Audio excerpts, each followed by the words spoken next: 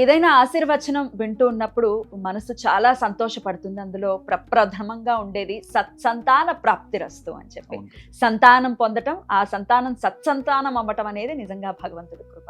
అయితే వారాహీదేవి అనుగ్రహం చేత సంతాన యోగ్యం అనేది కలుగుతుందా? ఈ సహస్రచండీ యాగంలో మరి ఇటువంటి సంకల్పాలు కూడా ఉంటాయా?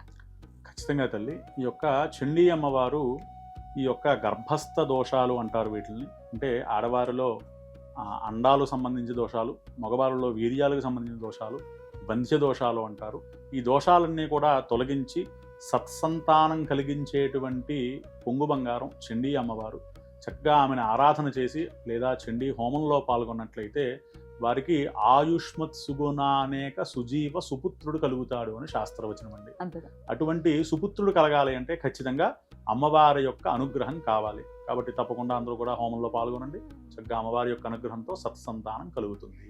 మరి ప్రకృతి ఇస్తున్నటువంటి వరం లాంటి రోజులు ఈ జూలై 15 నుంచి 25వ తారీఖు వరకు వారాహి నవరాత్రులు సహస్రచండీ మహాయాగంలో మీరు పాల్గొనండి, సత్సంతానాన్ని పొందండి.